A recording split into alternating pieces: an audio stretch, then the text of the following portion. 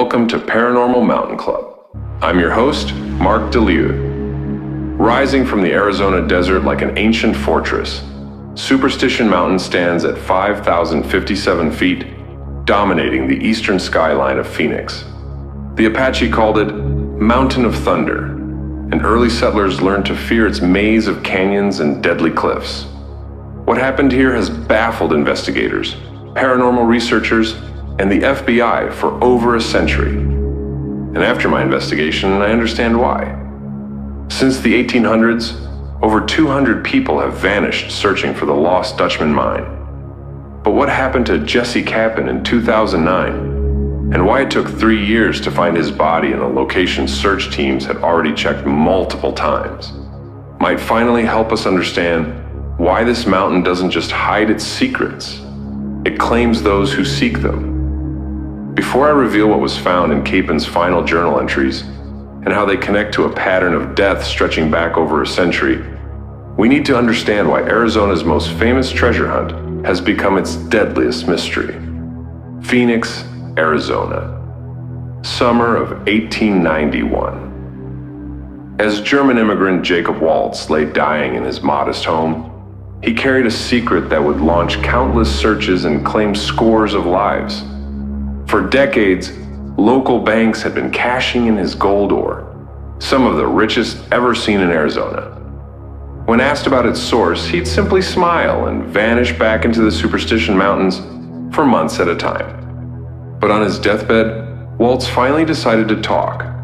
He called for his neighbor, Julia Thomas, and began sharing directions to his mine. His instructions were strange, contradictory.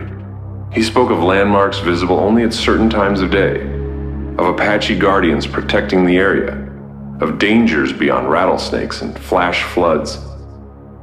As his fever worsened, his warnings became more urgent. He mentioned the Peralta family massacre, Spanish miners killed by mysterious forces in those same mountains.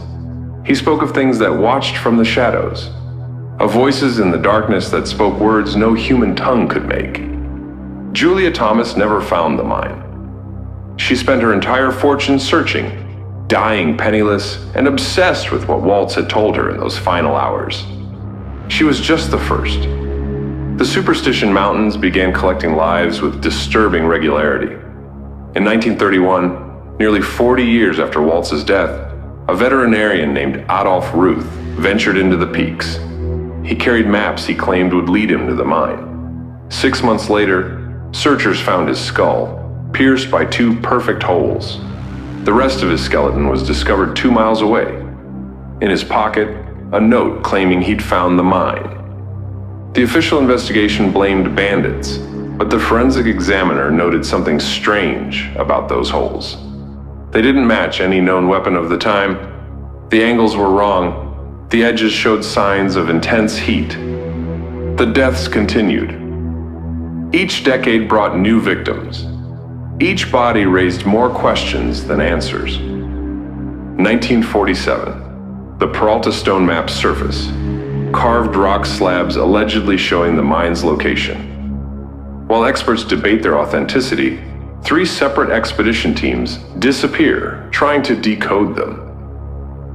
1951, Dr. John Burns vanishes while hiking near Weaver's Needle. His campsite is found untouched. The ashes in his fire pit still warm, despite him being missing for days. 1956, the military conducts classified surveys of the area. They abandon the operation after multiple teams report equipment failures and unexplainable phenomena. Local residents document strange lights around the peaks during the investigation period. The 1970s bring new technology and new victims. Metal detectors malfunction. Compasses spin wildly. Topographical equipment shows different readings each time it's used. But it's the modern cases that truly suggest something beyond simple misfortune. 2009, Jesse Capin arrives in Arizona. A Denver bellhop, he'd spent 10 years researching the lost Dutchman. His apartment walls were covered with maps, diagrams, and historical documents. He'd discovered something in Waltz's original directions that others had missed. a connection to ancient Apache legends about doorways in the mountains. In December, Cap'n enters the Superstitions. His car is found at First Water Trailhead. Inside, notebooks filled with calculations about star positions and shadow angles mentioned in Waltz's directions. For 3 years, search teams comb the area. Then, climbers make a disturbing discovery. Cap'n's body wedged in a crevice 35 feet up a sheer cliff. A location that had been searched multiple times. A spot that matched no known trail or climbing route. 2010, Utah hikers. Curtis Merworth, Ardian Charles, and Malcolm Meeks set out in July, the deadliest month in the Superstitions.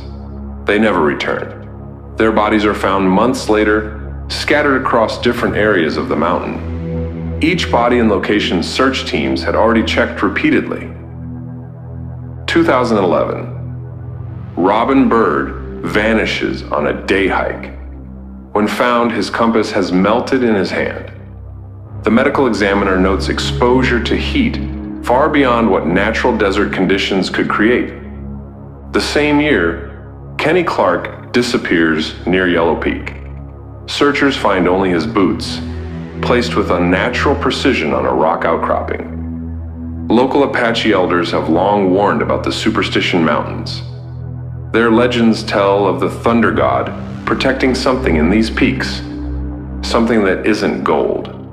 They speak of a threshold between worlds, a place where the barriers grow thin. The gold, they say, was placed there as a lure, as bait.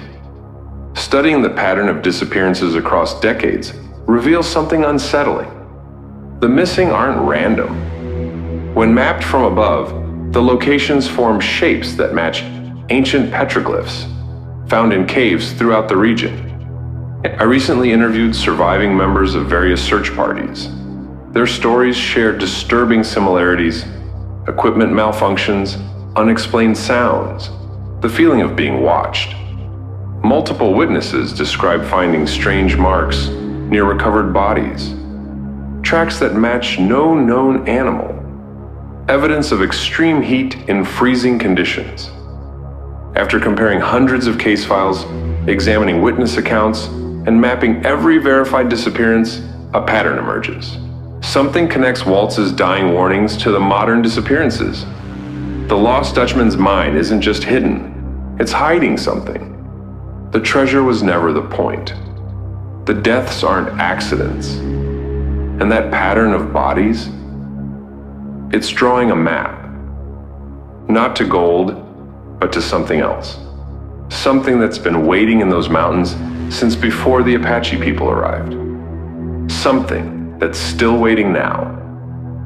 The Superstition Mountains hold many secrets, but after studying what happened to Jesse Capon, after examining the evidence from 2 centuries of disappearances, I understand why Jacob Waltz waited until his deathbed to share his secret. Some treasures aren't meant to be found. Some mysteries aren't meant to be solved. Some doors are better left closed. If you're planning to search for the lost Dutchman mine, remember this: gold doesn't move bodies after they're found. Gold doesn't generate impossible heat. Gold doesn't whisper in the darkness. And gold doesn't watch from the shadows, waiting for the next searcher to follow Waltz's deadly directions. If you've had experiences in the Superstition Mountains, especially near Weaver's Needle or Blacktop Mesa, share them in the comments below. But perhaps don't share everything. Some kinds of attention are best avoided. This is Mark DeLieu, reminding you to like and subscribe to Paranormal Mountain Club for more investigations into the unexplained. Ring that notification bell. Until then, keep exploring.